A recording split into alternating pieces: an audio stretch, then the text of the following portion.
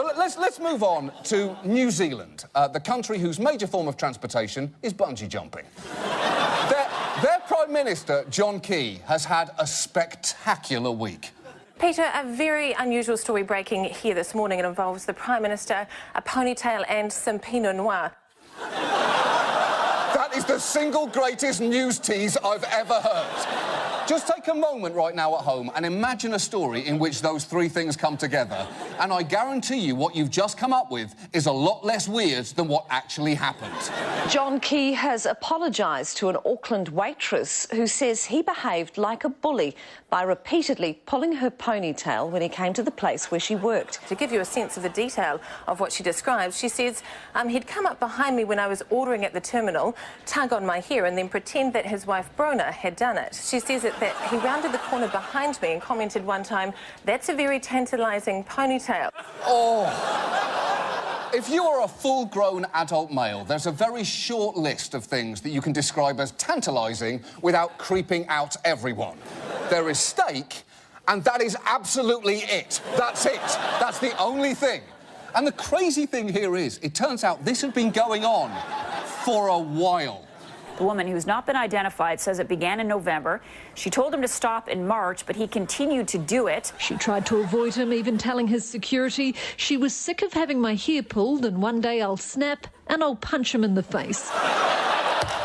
And why do I get the feeling that his security guard's reaction was, "Oh, please do, that would be awesome. We're not allowed to, but we want to." But wait, just wait until you hear his explanation for a grown man pulling a waitress's hair.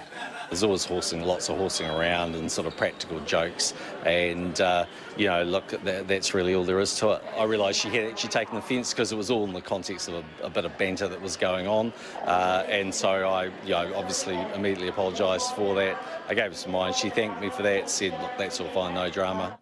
Look, no drama. You can't just pull someone's hair for months, then make it all good with a bottle of wine. You're the Prime Minister of New Zealand, not a real housewife of New Jersey.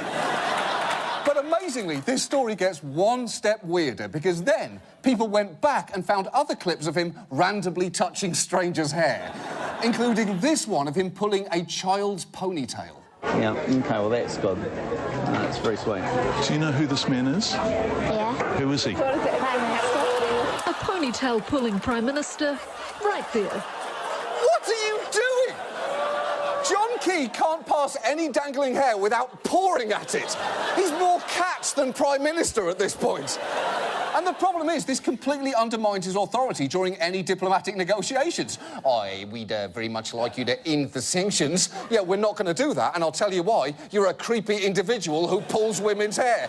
Oh, yeah, that's a fair point. Makes sense. I'll show myself out. Bit of banter, no drama.